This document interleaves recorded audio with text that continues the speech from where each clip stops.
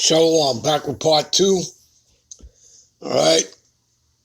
The triumphing of the wicked is but for a moment. Let's continue here. This is 2nd Ezra 11. We'll start at verse 39, read on down to the 46th verse. All right.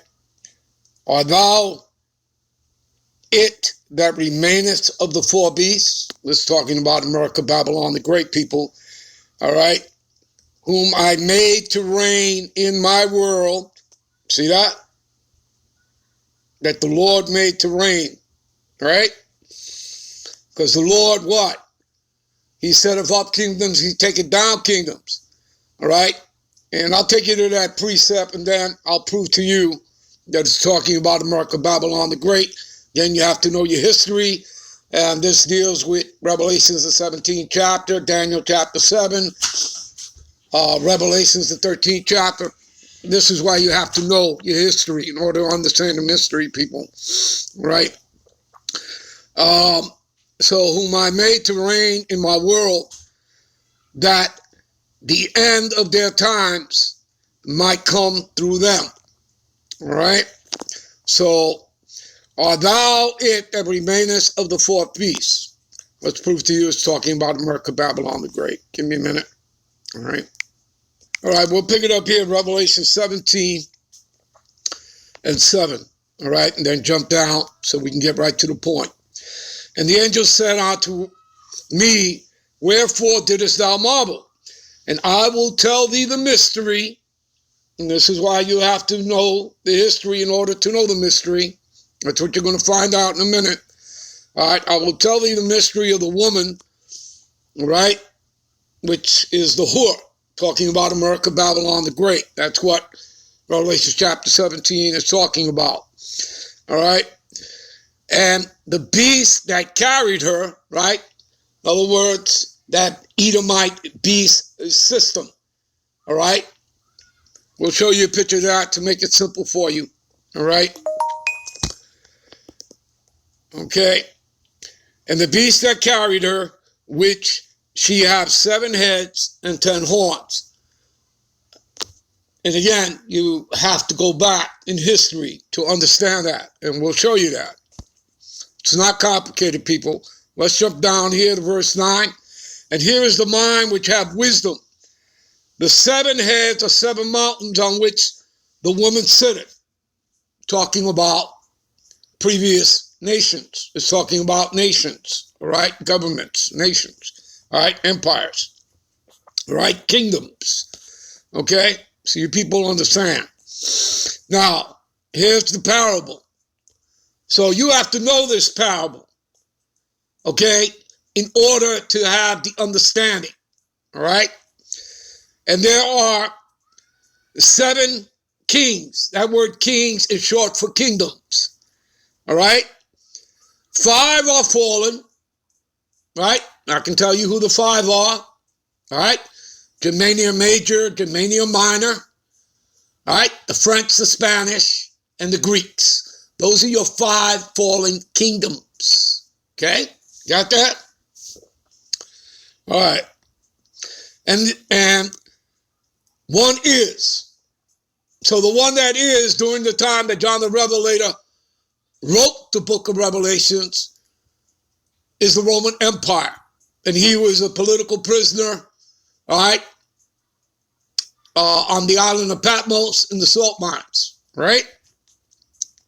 When the angel came on to him, all right? And the other is not yet come, and when he cometh, he must continue a short space. That would be the British Empire, Britannia, okay? So there's just 7 previous kingdoms that America, Babylon the Great, the whore, is riding on. That's the beast system, all right, in its history. Now, what does it say here?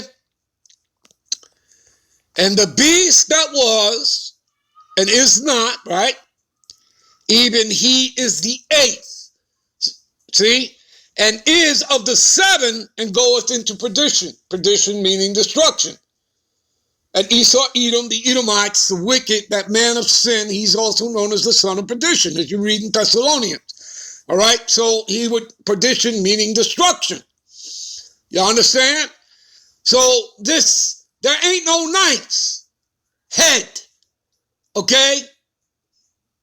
There ain't going to be no more Edomite supremacy. This ends here, okay? The Lord is bringing it to its end. Now, let's prove all this to you. Now, how was America started? 13 British colonies, right? They fought for their independence. There you go, people. So America comes out of Great Britain, right? And it says here, all right? So the beast that was is not, even he is the eighth and is of the seventh. So it comes out of the seventh. So America comes out of Great Britain, right? And goeth into perdition. Now give me a minute. All right, let's have a look at it. The beast with 7 heads and 10 horns, right? NATO. All right, which basically when you read the dragon, it's talking about the power structure, the Edomite power structure, which is America, Babylon the Great, NATO, and the EU. All right, but, all right, the parable says there were 5 fallen kingdoms, right? There's Germania Major, okay? There's Germania Minor, okay? You see the French and the Spanish there. And you see the Greeks, right? There's your 5 fallen. The one that is the Roman Empire, the Romans. Okay? The one that will come and continue for a short space is the British Empire. You see it there. And what comes out of the 7, out of Great Britain? She's sitting on the beast, the whore, America, Babylon the Great. All right? With the golden cup in her hand. There it is, people. All right, give me a minute. And again, people, that stuff also links up with Daniel chapter 7. All right? The little horn in Daniel. That's America, Babylon the Great. And I've heard some Edomite fool, like other fools, talk about, oh, that little horn is the Antichrist. I never heard such madness before, but we're living in those times, people. All right? All right. It wasn't given on to them. All right? They don't know a damn thing. All right. So, verse 40. And the 4th, right? Talking about that little horn in Daniel, chapter 7. All right? Or basically, you know, which started with the Roman Empire being the 4th and final beast, all right, came and overcame all the other beasts, again, talking about the Roman Empire that would pass, and had power over the world with great fearfulness and over the whole compass of the earth, which, as the Roman Empire, they did not have the whole compass of the earth. That didn't happen till America, Babylon the Great.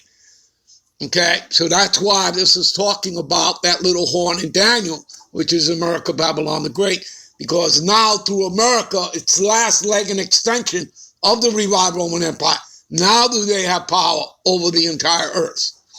All right, because they only had power was in the Eastern Hemisphere. Now from here, from the Western, they rule the whole world. All right. So you see, it's just prophecy, people. All right, let's continue here. So, over the whole compass of the earth, which the wicked oppression, and so time dwelt he upon the earth with deceit. See, with deceit. See, not truthfulness. How did he get everything? Through the blessing of what? His sword. All right. Genesis, right? 27:40. And by thy sword shalt thou live. What is that? Revelations 6:4. The red horse that taketh peace from the earth. Right? Yeah. Through what? The blessing of his sword. All right. That's Esau. All right. For the earth hast thou not judged with truth. Right. He's done everything through deceit, because that's his other blessing to go along with the sword, is deception. Basically, that's what's kept him in power, all right, is deceiving the nations, all right? And it tells you that. The dragon, the old serpent, which is the devil and Satan, that deceiveth the whole world. Read it right there in Revelations, the 12th chapter, all right? All right. For thou hast afflicted the meek. Who's the meek? The meek, the just, the poor, okay? The saints. Who's that talking about? The Israelites. You Negro Latinos and the Americans that make up the 12 tribes of Israel. All right? And they are the wicked. And yes, do we have 2/3 of our people that are in wickedness? Absolutely. But the Edomites, the white man, is known, that nation, as the wicked. All right? For thou hast afflicted the meek, thou hast hurt the peaceable, thou hast loved liars, and destroyed the dwellings of them that brought forth fruit, right? And hast cast down the walls of such as did thee no harm. See? Therefore, this is why, this is thy wrongful dealing come up upon the highest. Therefore, is thy wrongful dealing come upon the highest. In other words, his iniquities, his sin, have reached unto the Most High. And thy pride unto the mighty, right? Nobody's more prouder. What is that? Obadiah, which is just one chapter, verse 3 and 4. The pride of thy heart hath deceived thee, thou that dwellest in the clefts of the rock, saying, and who shall bring me down? And the Lord, and the Lord says, when thou goest up into the heavens, into the stars, thence will I bring thee down. And again, nobody ever went to the moon. 1969, 1970, right around there. That's when the Lord started to take America, Babylon the Great down. Esau, Edom. His power has been dwindling, withering. All right. And what's kept him above is deception. That's what's kept him in the power seat. His deception, his deceit. All right. Besides the sword. All right. And the highest shall have looked upon the proud times, and behold, they are ended. Right. Because the Lord is bringing this place down.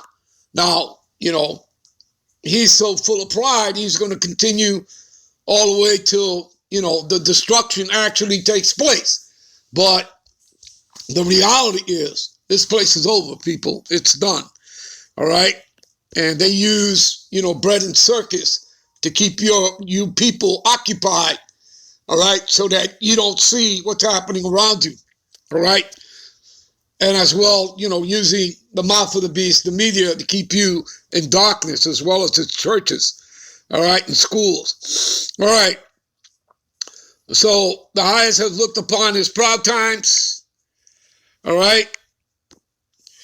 And behold, they are ended, and his abominations are fulfilled. And therefore appear no more, thou eagle, right? Because, again, this is getting ready to happen, people. When the Lord, the ICBMs, all right, the thermonuclear fire, everything is going to be melted with fervent heat. Everything's going to be destroyed. This is going to be a desolation desert.